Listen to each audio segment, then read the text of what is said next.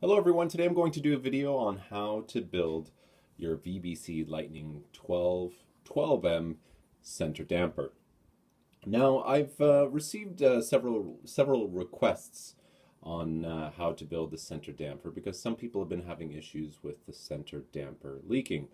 Um, I guess I'm the lucky one here. I haven't had any issues with the actual center damper leaking, but I can point to areas to help those out with improving the overall damper's performance and also preventing it from leaking. But let's get to it. Let's take it out of the car. Now you'll notice a few things about the center damper that's a little bit different from the kit. As you can see here, there is an extension right here. This is from a Yokomo 112 scale. I'll list the part number for you at the end of the video here. Basically what this does is it just allows an extension to make the center damper longer. What this will do is this will change the car's overall handling characteristics.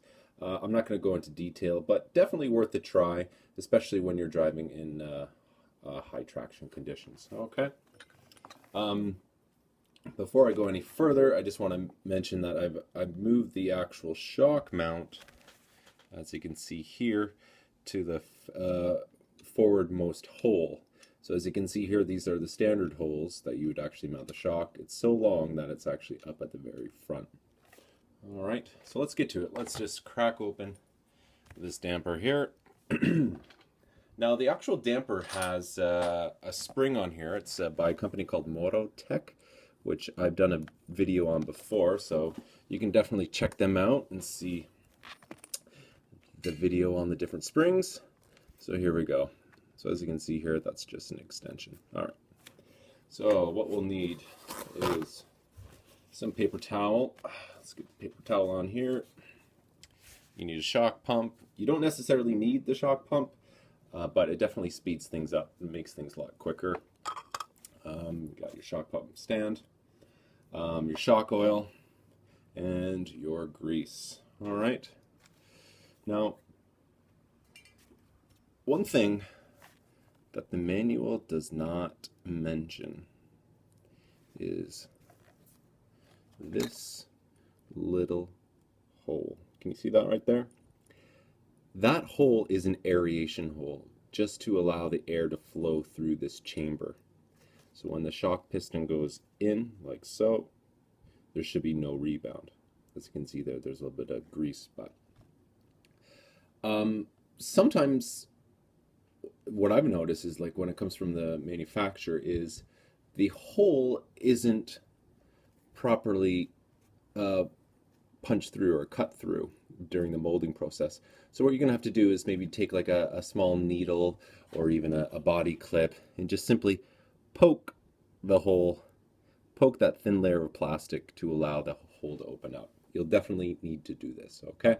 So step one is to take a needle or sharp pointed end and poke a hole in this location here. It's not hard to miss at all. It's that guy right there. On the opposite side, there isn't anything. On the other side, there is. So push that little thin piece of plastic out of the way, and you'll be good to go. I remember building the damper for the first time, and the rebound was ridiculous, and this seal was just popping off each time, and I was just at my wit's end trying to figure it out. But I figured it out, so it's all good. Now what we're going to do is push the shock shaft up and through. All right, so it still has some shock oil, and now I'm just going to go ahead and dispose of the shock oil. Just give me a couple seconds here. I'm doing this all in real time. Get the shock oil out here. Some motor spray, clean it out. Clean out the outside body. All right. Next, I'm going to open up the actual cartridge holder, which is a little bit slippy. So I'm unscrewing this, like so. Okay. So you'll notice something that's different. There is a blue O-ring. Now, the kit requires the clear O-ring, and I found that the clear O-ring was a little too tight on the actual shaft. And so looking at the blue O-ring, I thought, well, why is the blue O-ring up in here where it's probably beneficial to have it here where most of the dampening action will occur?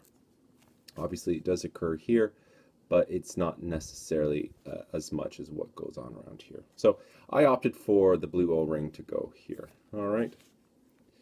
Now you can buy this titanium nitride shock shaft. This is an optional shock shaft through VBC. Just going to clean it off here.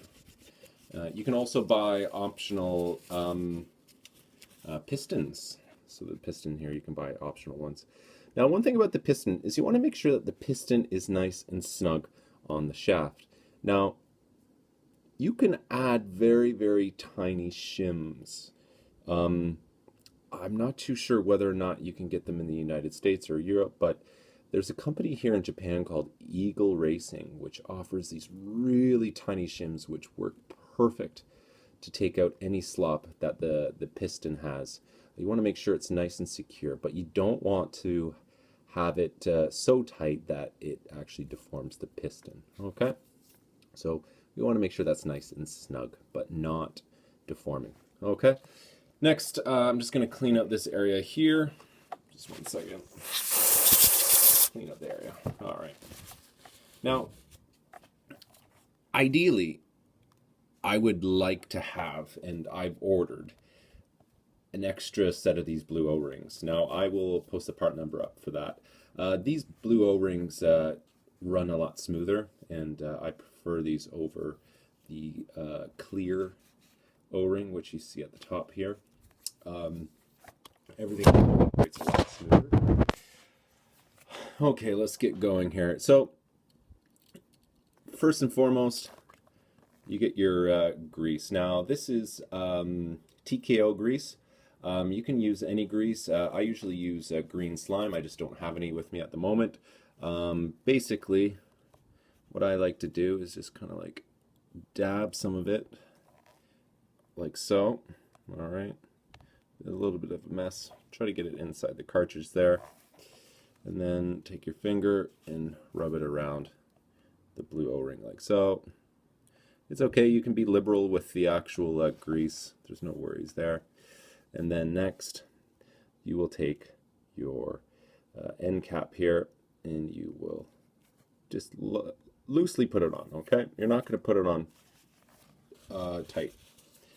Now the next step is you're going to put the shaft in, okay? You're going to put it in, and then you're just going to move it back and forth. You want to make sure that when it's moving back and forth, there's no friction whatsoever. All right, so that's nice and smooth. All right. Now, as I tighten, sorry, this cap here, I want to make sure that as I'm tightening it, the shaft is still running smooth. Sometimes what will happen is, and I've experienced this with the clear O-ring, is that this shaft somehow binds slightly. And so you get a really tight spot and then it frees up, and then a tight spot and it frees up. And so you have to be aware of that. But ever since I've used this blue O-ring, I haven't had that issue since. It's perfect. Absolutely perfect. So smooth. Okay? So there we have it. We put grease inside the cartridge. We're using a blue O-ring here. And it works perfect. We can't complain about that.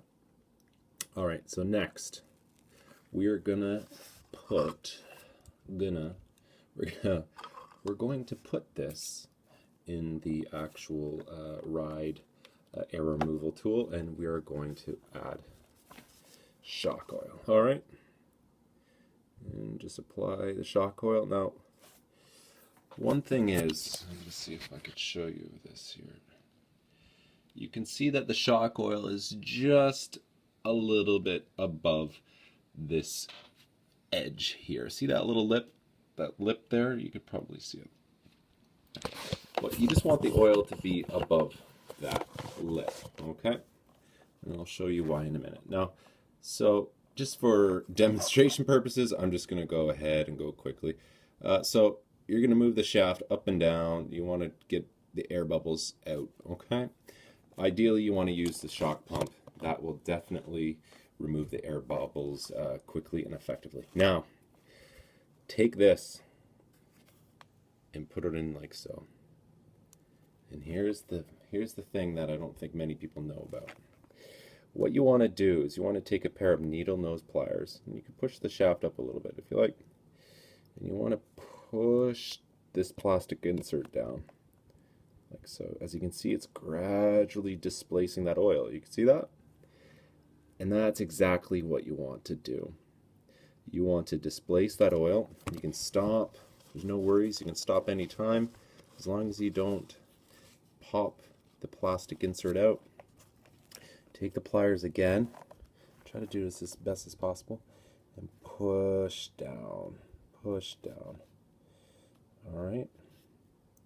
You're trying to displace the oil. The oil will eventually move its way through any fine crevices. I guess that's not the word to use, but it'll eventually displace itself out, and so there you have it. Next, you have your O-ring that's in there. Now, I'm just using the clear O-ring that was in the bottom cartridge right here. I'm going ahead and I'm going to use the clear one at the top because I found that the performance isn't affected when you put the clear O-ring at the top. Alright, and so what I do is I just put it in here, just get a little bit of grease, and just before that I want to get the excess oil out from that area there. Alright, just try to clean it up as much as possible, and then all you want to do is simply slide the shaft forward, put it on like so, and then just push down. Now if you notice that it's not pushing down all the way like it is right now, you see it popping up a bit, it's indicating that there is a little bit of oil, too much oil, underneath the actual plastic insert. So ideally you want to try to aim for the actual line that I showed you, and as you push down the plastic bushing guide, whatever you'd like to call it, that will just displace the oil. We could even go ahead and try a little bit more, and maybe I could show you this. So just put some pressure down just to displace the oil. Just use your pliers. Yeah, I can see a little bit more oil coming out there. Alright, and you can go ahead and clean it up a bit. Try to get the oil out. Sorry for this taking so long. And then you just push that in, and there you go. And it's working quite nicely. A nice tight seal. And what you can do is move the shaft forward up through the shock shaft, tighten it down, and there you have it. And that's pretty much it. I know that was a little bit long, but I just wanted to show you in real time how to do it. As you can see there's some oil that's displacing, but you should have a nice, smooth, zero rebound damper. Take some motor spray, clean it up, and you're good to go. Okay, sorry about it taking too long, but I just wanted to be clear and concise with how it's done. So ideally, you want to run a blue O-ring here and a blue O-ring at the top, and use a pair of pliers to displace the oil, and always use a grease such as, you know, the TKO blue grease or even the Team Associated green slime. Okay, I'm sorry this took so long. Anyway, bye-bye.